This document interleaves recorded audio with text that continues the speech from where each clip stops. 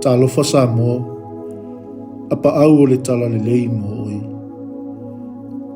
Ala mai ia i le ngā peli ma le kitara, o te alausu i le tai au lava.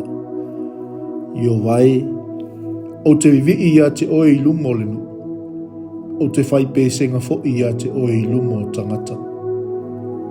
Whatalo whātu lo tātou a inga le nei fo ia so fōu mai leli. Ia malei fua mai ai le manuia, ma ala whai mai le malosi. O whao pōpoina mai pēr le atua so le lei o le olanga, mō la tātou fo launga.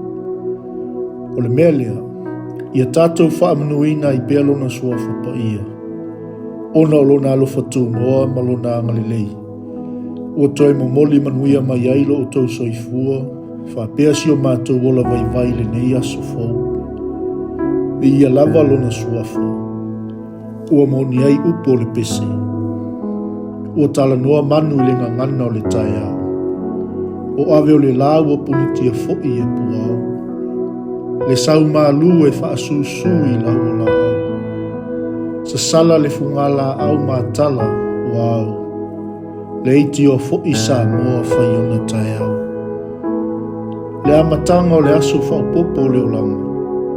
Le tai au nai matangi uwhea ngai maleata.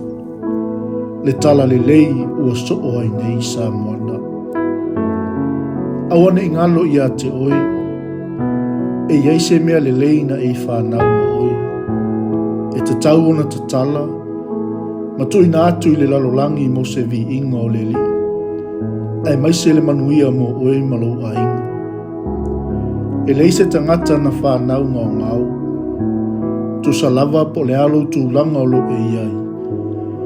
Po o fea e te nofo ai, po le alo tu langa o loua o ongo, tu langa i lotu, tu tono o kampani, tau lava o le whaftai le tua i mea uma i leo langa.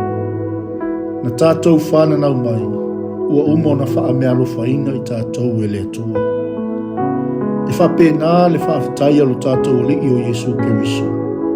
Na whai atu i lon tamā, ina ua mai ale ngā luenga tele nā whio mai ai. Ua outu ina atu le vi inga i a te oi le lalolangi.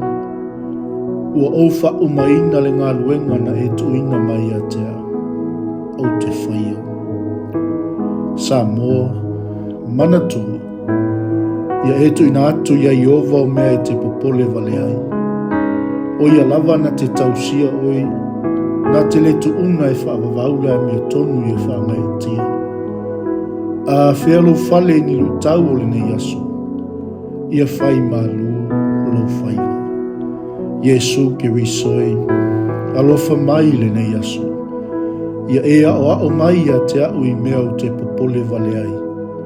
Ma ia e tau si au. Awa fo ia te tu unga o e whaavavau. Ina ia o whaia laua mea tonu. E tusa malo lava whanangalu. Ono Yesu Keriso wala tuaila mātou te talo.